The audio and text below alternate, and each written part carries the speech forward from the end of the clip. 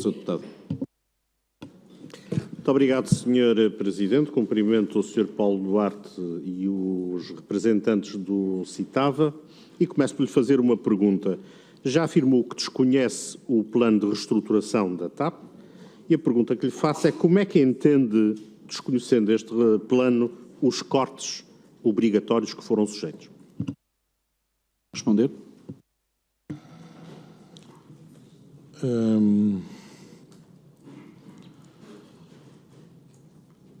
Digamos que esse foi um período muito difícil da vida dos trabalhadores da TAP e dos sindicatos em particular. Já passamos por muito ao longo dos anos. A aviação tem sempre altos e baixos e depende muito sempre de uma série de fatores. Nunca ninguém alguma vez tinha previsto que fosse possível a aviação a nível mundial parar toda, ou seja, na totalidade, não haver um único avião nos ares. E digamos que nós, sindicatos, estivemos sempre muito habituados a tratar destes assuntos com conselhos de administração, mas neste caso em particular, digamos que o Governo tomou conta deste processo, tanto no Ministério respectivo, e nós não fomos um bocado, nós fomos completamente encostados à parede, que ou aceitávamos aquilo ou era-nos aplicado um regime sucedâneo. Digamos que tivemos alguma capacidade de negociar. Os acordos de emergência, também isto não é muito falado, mas não são todos iguais, são diferentes, cada sindicato ou cada grupo profissional conseguiu aquilo que conseguiu, eles são diferentes na sua gênese e aquilo que nós dissemos na altura é que achávamos que a aviação ia recuperar e que as pessoas iriam ter muita vontade de voar o mais rapidamente possível assim que houvesse uma aberta e que aquilo que estava a acontecer com aquela assinatura que iria trazer graves problemas à TAP. Trouxe-nos às algebeiras dos trabalhadores muitas dificuldades, porque todos nós fazemos a vida consoante o salário que oferimos e aquele malfadado acordo vai-nos tirar uma parte do rendimento, mas a TAP, na nossa opinião, ficou a perder e muito. E eu recordo-me de quando as assinaturas dos acordos, das várias coisas que me lembro de dizer, é que quando a gente acomoda, quando temos um corte salarial, a gente acomoda, escolhe-se coisas mais baratas no supermercado. Nunca ninguém, digo-lhes com franqueza, se imaginasse que ia haver a inflação galopante e os juros, como os juros dos empréstimos bancários das casas, tivesse atingido esta proporção, se calhar muito dificilmente teria entrado naquele barco. Na realidade, o que é que a TAP perdeu, e está a perder muito com isto, é a falta de expectativas das pessoas. É que, para além dos cortes salariais, que é aquilo que é mais falado, não há nenhuma expectativa de crescimento dos trabalhadores, está tudo congelado. Carreiras, anuidades, digamos que um trabalhador bom ou mau é igual, não há nada que o divida, ganha o mesmo e, portanto, digamos que isso tem que ser corrigido o mais rápido possível. Muito obrigado. Para perguntar. Já tiveram a oportunidade de se reunir com o novo Presidente Luís Rodrigues e já houve alguma conversa ou indicação de reversão destes cortes? Para responder. Os sindicatos já tiveram interação, portanto foram convidados para reunir e hoje, no dia de hoje, houve uma interação com todos os trabalhadores nas instalações da TAP e digamos que estas reuniões de apresentação são aquelas mais fáceis para ambos os lados. Digamos que é bom dia, boa tarde e não dá para mais que isso, portanto não se comprometeu com nada, é evidente que nós fazemos o nosso papel, ele fez o dele e ficou assim. Eu, por exemplo, achei uma parte engraçada hoje na interação com os trabalhadores, o Dr. Luís Rodrigues comunicou aos trabalhadores que não conhece o plano de reestruturação da TAP.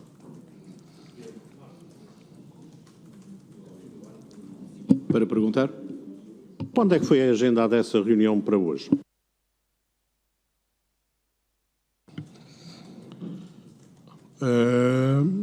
Sensivelmente no início da semana passada.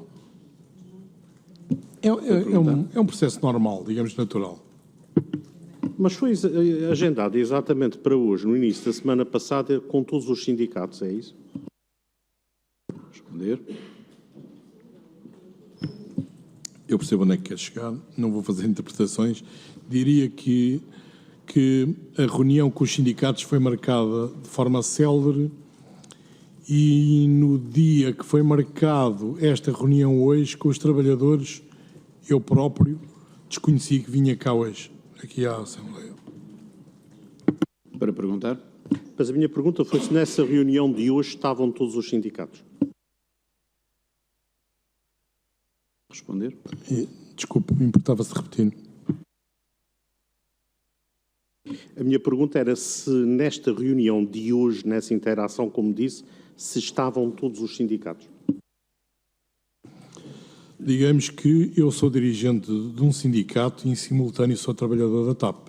Acontece que há uma grande parte de dirigentes de sindicato que não são funcionários da TAP e, por isso, não cabiam hoje nesta reunião. Eu, pessoalmente, não tive, porque tive outros afazeres e, como não tive, desconheço se teve algum dirigente de algum sindicato, não faço a mínima ideia. Para perguntar. Deixe-me fazer uma outra pergunta que me, enfim, chocou um bocadinho, que foi quando teve cá a engenheira Alexandra Reis, falou-nos da possibilidade de um dos motoristas do CA poder ter sido despedido por não usar máscara do Covid.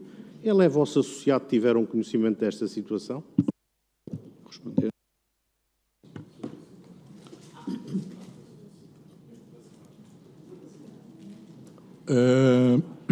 Sim. Eu posso lhe dizer que tive conhecimento dessa situação nessa audição. Sim, foi na audição que eu tive conhecimento dessa situação. Relativamente ao não ser vacinado, houve vários casos na TAP na altura, mas que, digamos que foram todos resolvidos com bom senso. Para perguntar. Mas este era vosso associado, este senhor? Responder.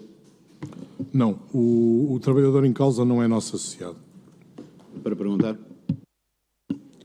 Eu queria lhe levar aqui mais uma questão sobre a VEM. Disse que tinha reunido com vários CAs e comissões executivas.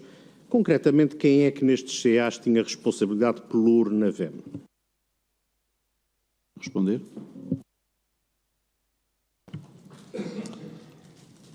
Bem, diria que o atual CEO da empresa chegou a ter a responsabilidade desse pelouro, chegou a ser o responsável. O CITAVA nunca reuniu com ele para falar sobre esse assunto. Digamos que preocupava-nos muito, sempre, temos um conhecimento profundo da empresa. Aquilo era um sorvedor de dinheiro, digamos que havia muita revolta dos trabalhadores em Lisboa, que a nós éramos pressionados para cumprir os prazos de entrega dos aviões e tínhamos que fazer tudo a tempo e horas. No Brasil, os aviões iam para lá e vinham com 1 e 2 meses de atraso. Quando vinham sem passageiros. Muitas das vezes foram chamadas pessoas da manutenção de Lisboa de casa para vir durante o fim de semana colocar os aviões em condições de poder, na segunda-feira seguinte, entrar na operação. Portanto, aquilo não fazia o menor sentido.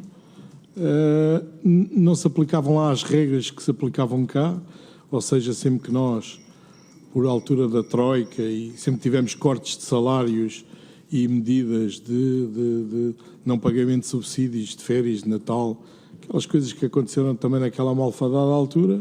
E no Brasil era tudo ao contrário, eles não tinham corte nenhum, todos os anos eram aumentados, a lei brasileira obrigava a haver aumentos salariais todos os anos. Portanto, digamos que havia uma série de preocupações e não se justificava. Digamos que também outra das grandes preocupações era que é um facto e é verdade que o Brasil fazia linhas de Cs dos aviões de longo curso, porque nós em Lisboa não tínhamos espaço físico para fazer. Não era tanto mão de obra, era espaço físico, e achávamos que o dinheiro que estava a ser desbaratado no Brasil podia perfeitamente ter sido investido em Lisboa no alargamento das instalações existentes, que são as mesmas desde que eu fui para a TAP há 33 anos, em que a TAP tinha 20 aviões, ou 20 e tal aviões. Para perguntar. Então, acompanhe o meu raciocínio e corrija-me se estiver equivocado. O senhor disse que uma das formas de fazer sair dinheiro para o Brasil eram faturas pagas a valor muito superior. Foram as suas palavras iniciais. E corrija-me, então, o Dr. Luís Rodrigues, recentemente nomeado para CEO da TAP, era o administrador da VEM na TAP, com esta responsabilidade, digamos. Essas faturas poderiam ter ocorrido enquanto ele exercia estas funções? Responder. Não. Para eu explicar bem aquilo que eu disse.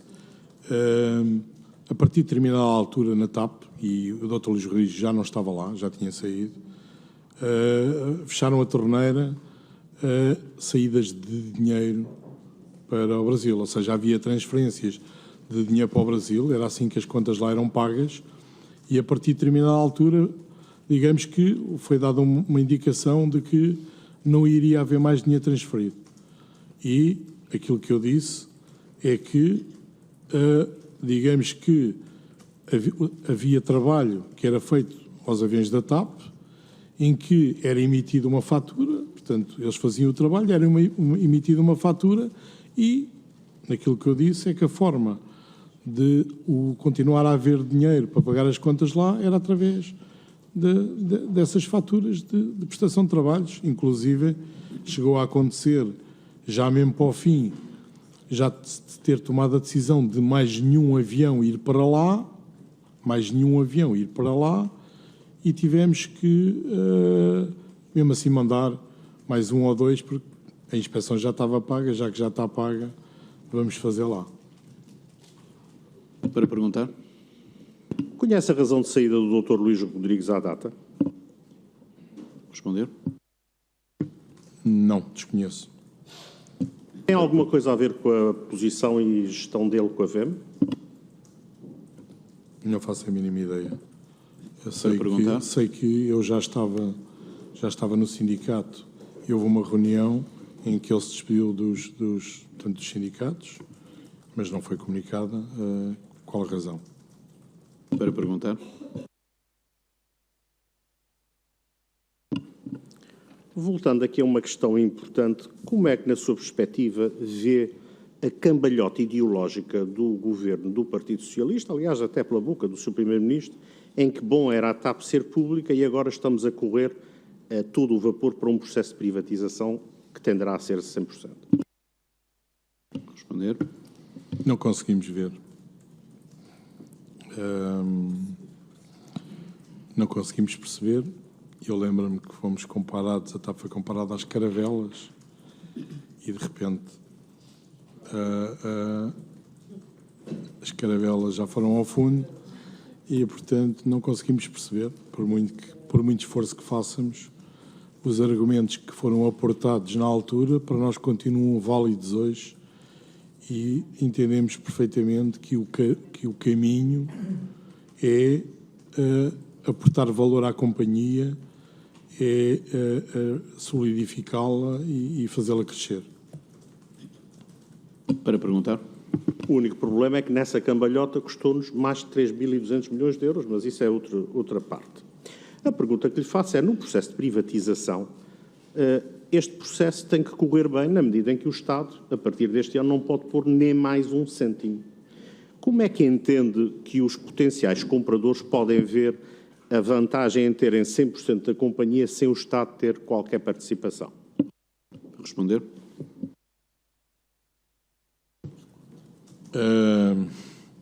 Bem, relativamente à questão do entretanto dos 3.2, havia aqui uma questão que também havia de perguntar, era qual era a outra solução. Este foi o caminho encontrado, qual seria a outra solução se não ter sido feito o que se fez. Há aqui uma coisa que tem sempre passado um bocado também assim pelos intervalos, não se fala muito, na comunicação social e na opinião pública foi sempre dito que a empresa, o Estado todos os anos punha dinheiro na empresa. Portanto, digamos que houve uma altura, que eu não sei precisar bem a data, em 80, certo?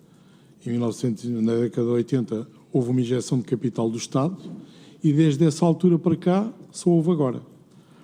E portanto, digamos que achamos perfeitamente que a empresa com a injeção que tem que será suficiente para ela se tornar independente e depois, como qualquer empresa, se tiver dificuldades financeiras, vai à banca, que é isso que fazem as empresas, vão se financiar à banca para manter a sua atividade. Não vejo, atrás já lhe disse que eu acho que aquilo que o Estado deve fazer, achamos que aquilo que o Estado deve fazer nesta fase do campeonato é fortalecer a empresa, fazê-la crescer porque dessa forma ficará muito mais segura de si e terá mais certezas nas decisões que tomar. Para perguntar. Não respondeu à minha pergunta, foi se está em curso o processo de privatização, já foram ouvidos e qual é a sua opinião? Desconheço que haja qualquer processo de privatização em curso, nunca fomos ouvidos e teremos muitas dificuldades que seja possível este ano que o processo que avance com aquilo que todos nós sabemos o que é necessário para aí chegarmos. Portanto. Para perguntar. E se o processo de privatização não tiver sucesso, aquele que está agisado, como é que vê o futuro da companhia? Para responder.